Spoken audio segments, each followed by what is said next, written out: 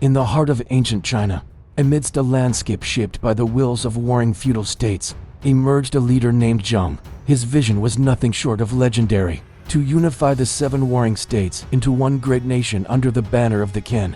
To achieve this audacious goal, he not only had to secure his throne against ambitious rivals, but also embark on a series of calculated conquests that would define the very essence of power and control.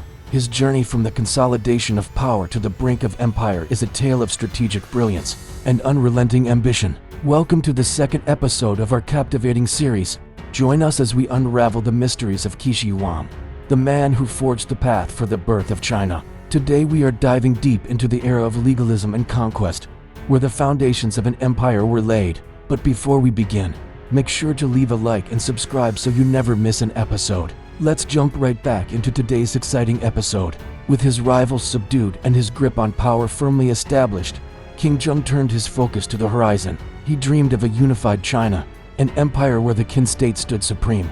Yet this grand vision did not come without its challenges. Each step towards unification was met with resistance, forcing Zheng to navigate a complex web of political intrigue, military strategies, and philosophical debates that would test his resolve and shape the destiny of nations. His primary weapon in this crusade was legalism, the dominant philosophy of his state. Legalism was a stark contrast to the prevailing Confucian teachings of benevolence and harmony. It championed absolute obedience to the state, the enforcement of harsh laws, and the establishment of a highly centralized bureaucracy. In the eyes of legalists, the ruler held the ultimate authority and the responsibility to maintain order and stability. The state was supreme and its laws were absolute. This ideology profoundly influenced King Zheng's approach to governance and expansion. Under his reign, Qin's administrative system became a model of efficiency. Officials were appointed based on merit and expertise rather than social status or lineage. The empire was divided into provinces,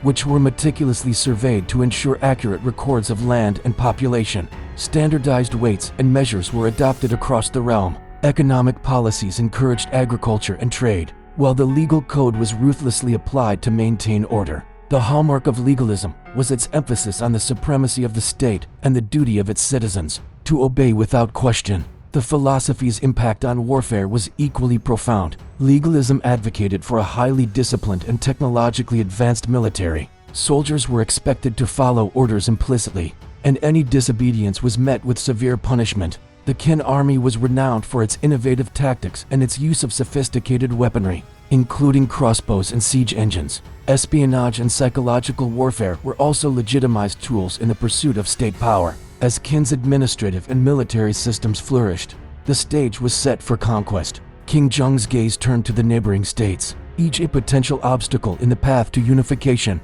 The first notable victim of Qin's military prowess was the state of Han. Of all the warring states, Han was the weakest, making it the ideal target for Qin's expansionist ambitions. When Qin's armies descended upon Han, they faced little organized resistance. The Qin's superior military organization and firepower quickly overwhelmed Han's forces. King Zheng treated Han's surrender with magnanimity, granting lenient terms that aimed at integration rather than retribution. This initial victory was a testament to the effectiveness of Qin's military machine and a harbinger of what was to come. Yet the true measure of King Zheng's ambition lay in the campaigns that followed. The next state to fall was Wei, known for its wealth and strategic importance. Wei's demise was no less decisive than that of Han. One of the most celebrated episodes of the campaign was the famous flooding of the capital city of Dalian. According to historical accounts, Qin engineers constructed a canal that diverted the nearby Yi River, inundating the city and hastening its fall. This audacious feat of engineering not only demonstrated Qin's military superiority, but also the lengths to which they would go to achieve their goals. As news of Qin's victories spread, the other warring states began to feel the tremors of change. Each realized that the era of independent rule was drawing to a close, and the Qin's relentless momentum was a threat they could not ignore. As Zheng consolidated his gains, his court buzzed with activity. A myriad of tasks were underway, each crucial in securing the vast territories recently brought under the Qin banner. Among these endeavors, the most critical was the task of integrating the conquered states into the Qin fold. This involved not only military occupation,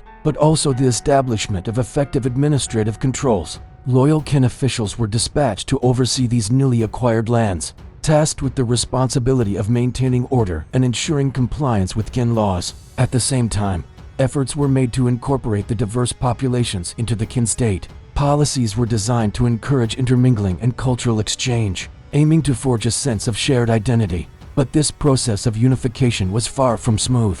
Each state had its own customs, laws, and societal norms. The imposition of Qin uniformity met with resistance, leading to rebellions and revolts that tested the resilience of the new empire. Moreover, the vastness of the Qin's holdings posed logistical challenges. Maintaining control over such a sprawling realm required a robust communication network and a capable bureaucracy. The task of efficiently collecting taxes, managing labor, and ensuring the smooth flow of goods was immense. Despite these challenges, King Zheng pressed forward with his grand vision. He continued to expand his empire, setting his sights on the nomadic tribes beyond the northern borders. These campaigns, though perilous, further expanded the Qin's territory and solidified their position as a dominant power. As the empire grew, so did its need for defense. Fortified borders were constructed to protect the empire's vast expanse from external threats. Among these defensive structures, the earliest sections of the Great Wall began to be erected, marking a significant chapter in China's history. By the end of King Zheng's reign, the Qin dynasty had transformed the political landscape of China.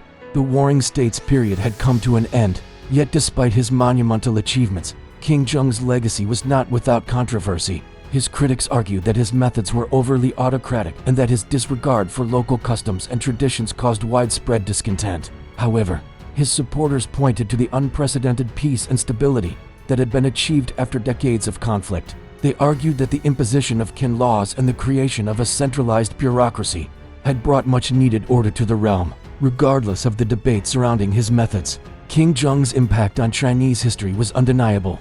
He had laid the foundation for a centralized imperial system that would become a defining feature of Chinese civilization. The administrative, legal, and military structures he put in place served as a blueprint for subsequent dynasties. His successors, however, would face the daunting task of managing an empire that was far more complex than the one King Zheng had inherited. The seeds of discontent sown during the unification campaigns would eventually blossom into full-scale rebellions. Despite these challenges, the Qin dynasty had ushered in a new era in Chinese history. The concept of a unified, centralized empire became deeply ingrained in the collective consciousness of the Chinese people. The Qin, though short-lived, had left an indelible mark on the course of Chinese civilization, and as the dust settled on King Zheng's reign, the echoes of his achievements resonated throughout the ages, paving the way for the rise of China as a major world power. The story of Emperor Qin Shi Huang is a testament to the power of vision, strategy, and relentless pursuit of a dream. From humble beginnings to the brink of empire, his journey is a beacon of inspiration for those who dare to dream big and conquer even the most formidable odds. Thank you for joining us on this journey through the remarkable life of Emperor Qin Shi Huang. As we bring this episode to a close, we invite you to join our community of history enthusiasts. If you've enjoyed today's tale, don't forget to leave us a like.